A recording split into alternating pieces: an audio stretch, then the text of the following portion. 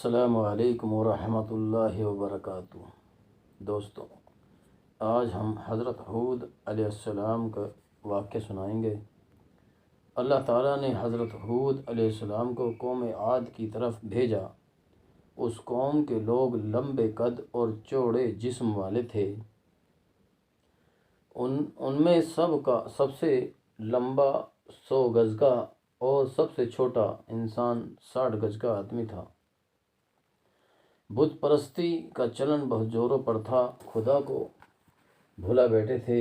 پتھر کاٹ کر پہاڑوں میں خوبصورت سے خوبصورت مکان بناتے تھے، لیکن پتھر کے کام میں یہ جتنے ماہر تھے اتنے ہی پتھر دل بھی تھے۔ پھر بھی ان میں ایک گروہ بھلے لوگوں کا بھی تھا جو اللہ پر ایمان لایا تھا، لیکن ظالموں کے ڈر سے اپنا ایمان چھپائے ہوئے تھا۔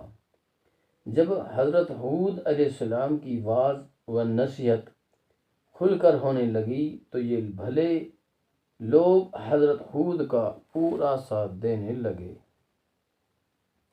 حضرت ہود کا پیغام جوں پھیلتا گیا، کافروں کی مخالفت بھی تیزی سے ہو گئی۔ ان بھلے لوگوں نے اس کی اطلاع ہود علیہ السلام کو دے دی۔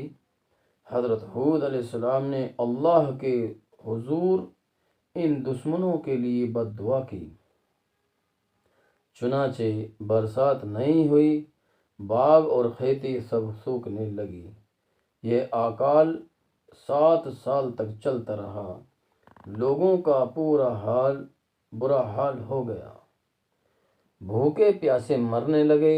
موقع مناسب سمجھ کر حضرت ہود نے انہیں سمجھانا شروع کیا اور فرمایا کہ ایمان لاؤ،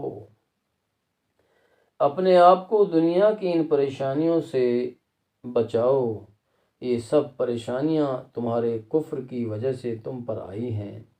لیکن کافروں نے حضرت ہود کی نصیحتوں پر کان نہ دھرا، اپنے کفر پر ڈٹے رہے اور یہی کہتے رہے، ہم تیرے کہنے سے بتوں کو نہ چھوڑیں گے اور نہ اپنے باپ داداؤں کے دین سے منہ موڑیں گے۔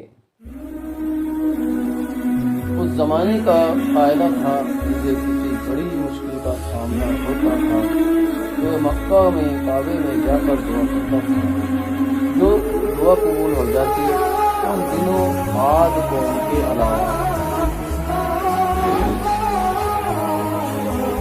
مالکہ کی قوم مکہ میں آتی تھی، جو اپنے کو مکہ کا سردار تھا۔ جب آج قوم کے لوگ پریشانیوں کے شکار ہوئے تو ان کے 70 سردار وہاں جانے کو تیار ہوئے کہ وہاں جا کر بارش کی دعا کریں۔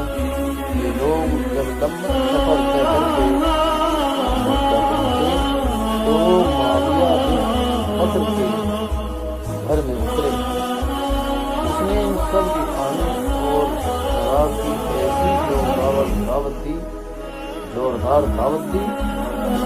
اور ناچ گانے کی ایسی محفلیں بنائی کہ یہ اپنے آنے کا مقصد بھی بہت دنوں کے بعد انہیں اپنی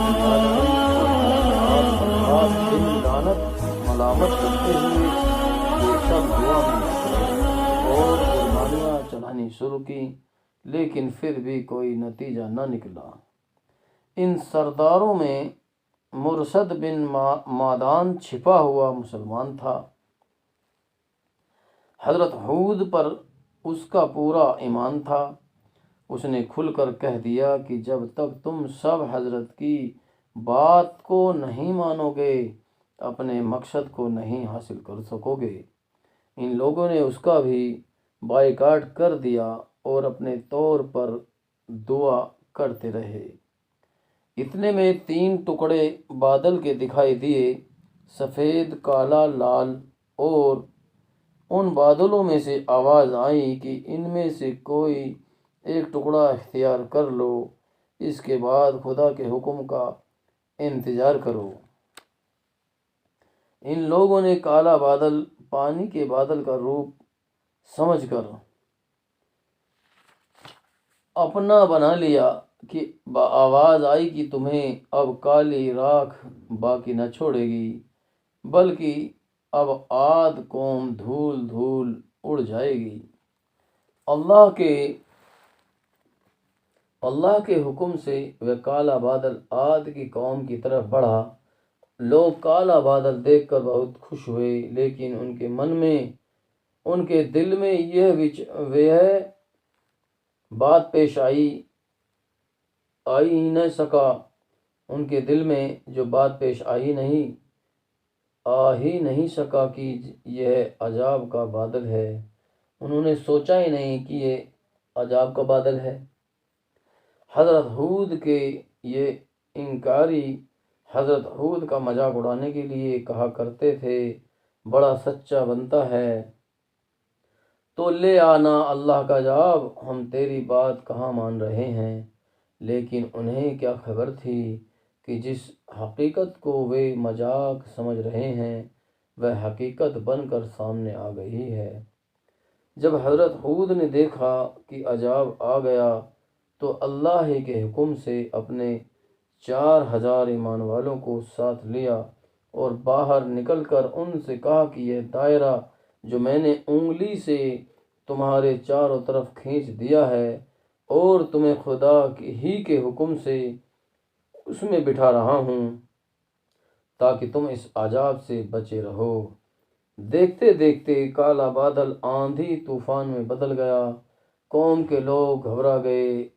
طوفان اتنا زبردست تھا کہ انسان تک ہوا میں اڑ کر کافی دور پر پٹک پٹک کر اڑتے، ہڈیاں چور چور ہو جاتی۔ لوگ گھبرا کر گھروں کی طرف بھاگے تاکہ سر چھپا سکیں اور طوفان کی اس تیزی سے اپنے کو بچا سکیں۔ جب مکان اور گھر گرنے ڈھہنے لگے تو دب دب کر لوگ مرنے لگے۔ 7 دن اور رات آندھی طوفان کا یہ سلسلہ چلا۔